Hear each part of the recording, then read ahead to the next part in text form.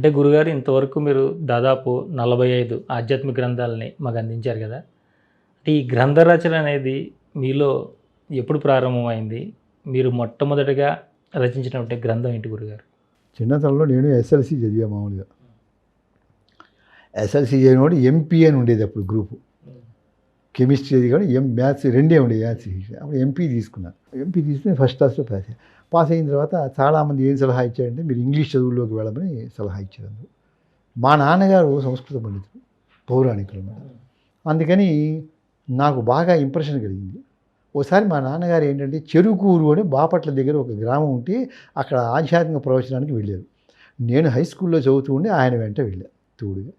వెళ్తే సరే అప్పుడు అయిపోయింది ప్రవచనం అంతా. పొద్దుపోయింది, బస్సులు లేవు, అప్పుడు 9 అయితే బస్సులు లేవు. ఉదయం వెళ్దురు కానీ మా ఇంట్లో విశ్రాంతి తీసుకోమంటే మా నాన్నగారు నేను విడిది చేసాం. ఆ వెన్నెల్లో మంచాలు వేసుకున్నాం, మాట్లాడుకుంటున్నాం. అప్పుడు మాట్లాడుతూ ఉండగా నన్ను కూడా పలకరిస్తే ఏం బాబు ఏం చదువుతున్నావు ఏంటి అని అడుగుతూ ఉంటే ఇలా చెప్పాను.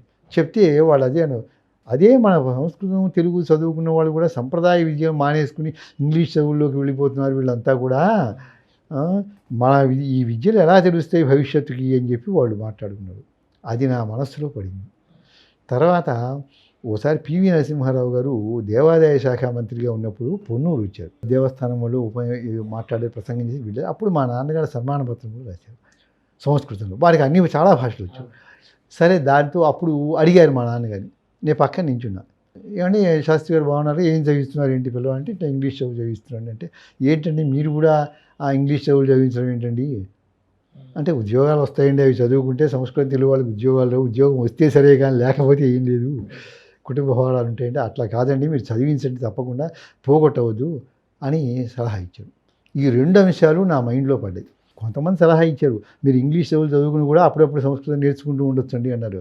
అది నేనైతే డిపార్ట్మెంట్లో ఉండి సంస్కృతం నేర్చుకుంటూ ఉన్నప్పటికీ అది సమగ్రం కాదు, దీంట్లో ఈ వాంగ్మయంలోకి వచ్చేసి నేను ఈదాలి అని అప్పుడు నాకు సంకల్పం కలిగిన తర్వాత మొట్టమొదటిసారిగా నేను సాహిత్య విద్యాప్రణ చదువుకుంటున్న రోజుల్లో ఎందుకో అప్పుడు కేతుగ్రహం మీద నాకు భక్తి కలిగింది మొట్టమొదటిసారిగా. నవగ్రహాల మీద ఉంటుంది, ఎందుకు కలిగిందో తెలియదు కానీ మొట్టమొదటిసారిగా ఆ కేతుగ్రహం మీద నేను కవిత్వం రాద్దామని ప్రారంభించాను. తర్వాత లక్ష్మీదేవి మీద రాసి చూపించాను, మా నాన్నగారు వాళ్ళకి చూపించాను. అక్కడి నుంచి కవిత్వం రాయాలి అనేటువంటి ఆకాంక్ష నాకు ప్రారంభమైంది. సంస్కృత వాంగ్మయంలో వచ్చి ఏదో ఒకటి మనం చెయ్యాలి, సాధించాలి అనేటువంటి తపనతో నేను ఈ వాంగ్మయంలోకి వచ్చి అప్పటి నుంచి కూడా వరుసగా ఇన్ని గ్రంథాలు రాసుకుంటూ వచ్చాను. సుమారు 45 దాకా. దీంట్లో పెద్ద పెద్ద కావ్యాలు రాశాను. త్రిపురాంతక క్షేత్రంలో త్రిపురాంతక స్వామి మీద స్తోత్రం, బాలా త్రిపురదేవి త్రిపురాంతక క్షేత్రంలో ఆవిడ మీద సుప్రభాతం రాశాము. వీరభద్రుడి మీద సుప్రభాతం రాశాం. ఇవి కాకుండా ప్రధానంగా 3 కావ్యాలు 800-900 శ్లోకాలతోటి ఒక అమ్మవారి మీద రాశాను. శక్తి నుతి అని రాశా. దాంట్లో 800-900 శ్లోకాలు ఉన్నాయి, రకరకాల పద్ధతులు ప్రయోగిస్తూ రాశారు. ఉమాసహస్రం అని కావ్యకంఠ గణపతి ముందు రాశారు 1000 శ్లోకాలు. ఆ ఇంప్రెషన్ పడింది నా మీద. దాంతో ఏంటి అమ్మవారి మీద ఒక 800 సుమారు 1000 దాకా ఉండే శ్లోకాలతో అది రాశారు. అది ఒక పెద్ద కావ్యం. తర్వాత చిన్న కావ్యాలన్నీ రాసుకుంటూ వచ్చిన తర్వాత పండుగల గురించి, భారతీయ సంస్కృతి గురించి రాసుకుంటూ వచ్చిన తర్వాత ప్రేమామృత మహాకావ్యం అని రాశారు. సహాయంగా చూసిన వాళ్ళు ప్రేమామృత మహాకావ్యం అనేసరికి ఏదో శృంగారానికి సంబంధించిన కావ్యం కాబోలు కవులు కావ్యాలు రాస్తూ ఉంటారు. అంటే వాడు గొప్ప కావ్యాలు రాయడం తప్పు కాదు. కాళిదాసు శృంగార కావ్యం రాశాడు. దాంట్లో ఉండే శృంగారం అంటే ఈ శృంగారం కాదు, స్వచ్ఛమైనటువంటిది, అమలినమైనటువంటి శృంగారం. ఎందుకంటే ఆయన సరస్వతీ అవతారం కదా, అలా అనుకుంటారు. కానీ అక్కడ ప్రేమామృతం అంటే అది కాదండి. బుద్ధ భగవానుడు ఎలా అయితే సర్వజీవులందు కూడా ప్రేమ దయ చూపించాడో ప్రపంచంలో 3 వంతులు బౌద్ధం ఒకప్పుడు వ్యాపించింది, ఉర్రూతలూగించింది. ఆయన యొక్క దివ్య చరిత్ర అంతా 18 సరుకుల మహాకావ్యం రాశారు, బుద్ధ భగవాన్ చరిత్ర. అలాగే 2వ సరుకులో ఏం చేశామంటే యశోధర బుద్ధుణ్ణి వరించడం, ఆయనకి వివాహం అయిందిగా యశోధరని వరించడం. అప్పుడు ఆ స్వయంవరం నేను కల్పించి కాళిదాసు ఇందుమతి స్వయంవరం వర్ణించాడు రఘువంశంలో. అలాగే ఆ రాజుల్ని వర్ణిస్తూ స్వయంవరాన్ని నేను దృష్టిలో పెట్టుకున్నాను అనమాట. తర్వాత 3వది ఏంటంటే శ్రీమత్ పరశురామాయణం అని పరశురాముడి వారి యొక్క చరిత్ర అంతా 18 సరుకుల మహాకావ్యంగా రాశారు రఘువంశం. ఇట్లాగనమాట.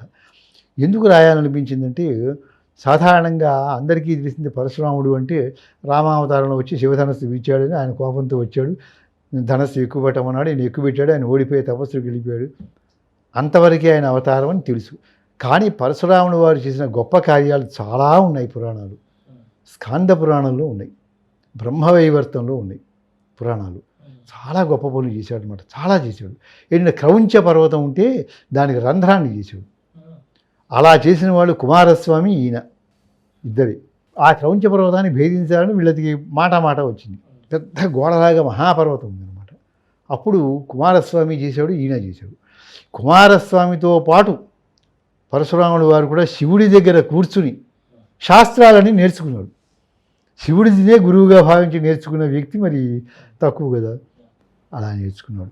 తర్వాత రేణుకాదేవి విషయంలో కూడా ఆవిడని ఒక కావడి కుండలు కట్టుకుంటూ అన్ని క్షేత్రాలు తిప్పుతూ, రేణుకాదేవి జగన్మాత మాయాస్వరుడిని తిప్పుతూ వచ్చి చేశాడు. అంటే దత్తాత్రేయ వారి క్షేత్రానికి వస్తే ఆయన ఆగునైనా అని చెప్పి ఎలా చేయాలో చెబితే చేశాడు. ఇప్పుడు ఆవిడ పవిత్రం చేయడానికి, స్నానం చేయించడానికి పుణ్యనదుల్లో నీళ్లు కావాలి. అప్పుడు ఆయన తలుచుకుని కొండల్లో నుంచి ఆ పుణ్యనదులన్నీ రప్పించాడు అనమాట ఒకేసారి. ఇటువంటి పనులన్నీ కూడా గొప్ప గొప్ప పనులు పరశురాముల వారు చేసి చూపించారు.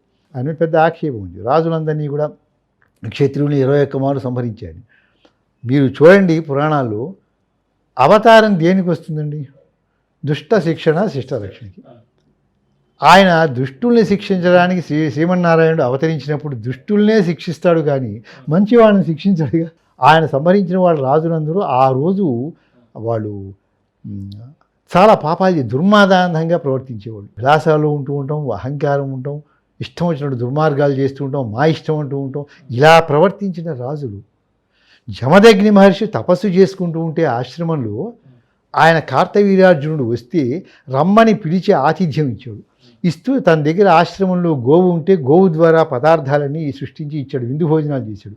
ఆయన తిని ఊరుకోకుండా ఏమన్నా అంటే ఎలా చేయగలిగో, మునివి కదా నువ్వు ఎలా చేసావంటే మా ఆశ్రమంలో కామధేను ఉందంటే నేను దాన్ని తీసుకుపోతాను, నాకు ఇచ్చేసేది లేదు, దాని బదులు 1000 ఆవులు ఇస్తాను, 1,00,000 ఆవులు ఇస్తాను. కామధేను నా దగ్గర ఉండవలసింది, దైవాంశ సంభూతురాలు, దాన్ని నేను సాగుతాను ఇవ్వలేను అన్నాడు. వెంటనే కోపం తెచ్చుకున్నాడు. అసలు నీ వస్తువు ఆయన అడగటం ఏంటి? అసలు మీ ఇంటికి వచ్చాం, మీ వస్తువు బాగుంది, ఇది నాకు ఇవ్వడని అడగటం అది సముచితం కాదు. రాజుని అనే అహంకారంతో ఇవ్వను అంటే బలాత్కారంగా లాక్కుపోతానన్నాడు. ఇలా యుద్ధాలు చేశాడు. ఆ తర్వాత మళ్ళీ వచ్చి జమదగ్ని మహర్షి తపస్సు చేసుకుంటుంటే ఖండించాడు శిరస్సుని. శత్రువుని గెలవాలి, బుద్ధి చెప్పి పంపించాలి. భౌతికంగా దాడి చేయటం అనేది అస్సలు మనిషిని మార్చే పద్ధతి కాదు. ఎక్కడ మనిషిని మార్చడం వాడి మనసు వాడు పోయిన తర్వాత ఇంకా మార్చేది ఏంటి? ఇంకా సమాజాన్ని మనం మార్చేది ఏముంటుంది? మార్చాలి. అటువంటిది జమదగ్ని మహర్షి ఒక ఋషి తపస్సు చేసుకుంటూ ఉంటే ఆయన నువ్వు చేసి నువ్వు ఆయన వస్తువు అడిగితే ఇవ్వనన్నాడు, ఇంకోటి ఇచ్చేవాడు, ఇంకేమన్నా అడిగితే ఇచ్చేవాడు. అది తపస్సు చేసుకుంటే ఆయన సంహరించేస్తే తల కింద పడిపోతే తమ్ముళ్ళందరూ వచ్చి ఏడుస్తూ ఉంటే పరశురాముడి తమ్ముళ్ళు ఉన్నారు.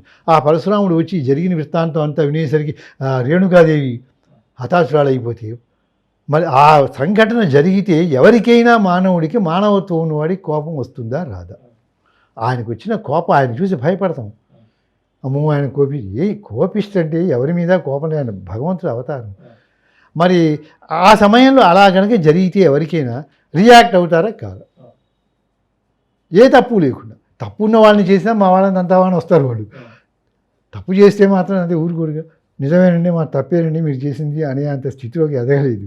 కానీ మరి ఏం చేయకుండా చేసి తమ్ముళ్ళని సంహరించి ఇంతమందిని గందరగోళం చేసుకుని ఆశ్రమం చిందనం చేసి వెళ్ళిపోతే ఆ దురహంకారానికి పాఠం చెప్పకపోతే చరిత్రడు వీళ్ళకి బానిసైపోతాం కదా. ఎప్పటికైనా చెప్పాలి, ఎవడో ఒకటి రావాలి కదా. అందుకనే పరశురాముడు ఆనాడు సంహరించాడు. అప్పుడు సంహరింపబడ్డ వాళ్ళందరూ దుర్మార్గులే తప్ప కలిపురుషుడి యొక్క అంశాలతోటి అవతరించిన వాళ్ళు, దుర్మార్గంగా ఉండేవాళ్ళు అందరూ కూడా ఇటువంటి దోషాలతో కూడిన వాళ్ళు, పాపాత్ములు కూడా ఆ భూభారం తగ్గించడానికి ఆయన ఆ పని చేశాడు.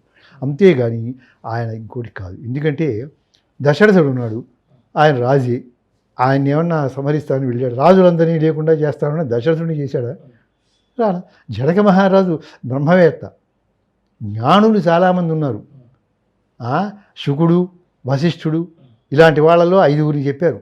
పరమజ్ఞానుడు, బ్రహ్మజ్ఞానుడు. అటువంటి వాళ్ళలో జనక మహారాజు బ్రహ్మజ్ఞాని. అటువంటి బ్రహ్మజ్ఞాని రాజు క్షత్రియుడు.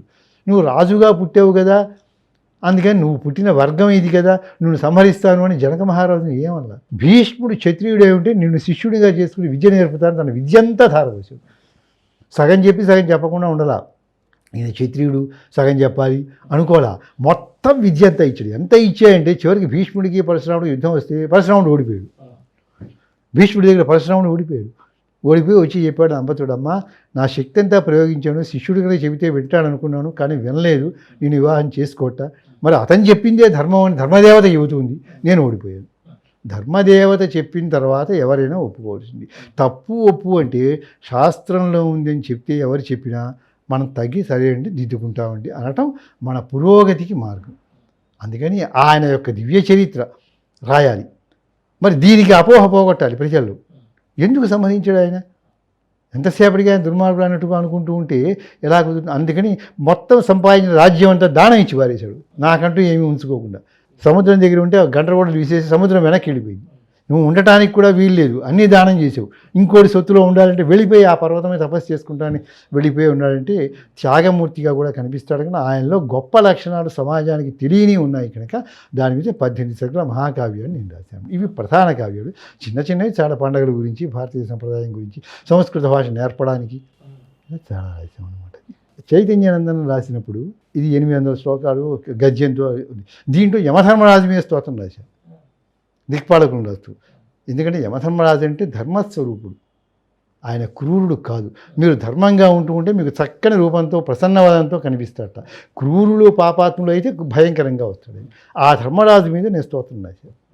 ఆత్మజ్ఞానం చెప్పినవాడు నచికేతుడు అనే ఆయనకి ఆత్మజ్ఞానాన్ని ఇచ్చినటువంటి బ్రహ్మవేత్త యమధర్మరాజు అంటే మనం భయపడకూడదు. తర్వాత ఇది తీసుకెళ్ళి ఏం చేశారంటే చందోరులో రాఘవనారాయణ శాస్త్రి గారు ఉన్నారు, వాడు కలియుగంలో బ్రహ్మర్షి. వారి దగ్గరికి వెళ్ళి వారి పాదాల మీద పడి ఆయన పక్కన కూర్చుని, నేను కావ్యం రాశానండి, ఒకసారి చదివి వినిపిస్తాను, మీరు ఆశీర్వదించండి అని చెప్పి కొన్ని ఘట్టాలు చదివి వినిపించాం. హనుమంతుడి మీద దండకం ఒకటి, కొంచెం ప్రౌఢమైన భాషలు, కఠినమైన భాషలు.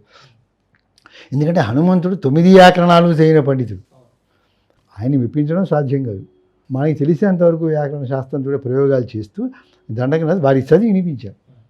వారు సంతోషించి సరే బాగుందండి అన్నారు.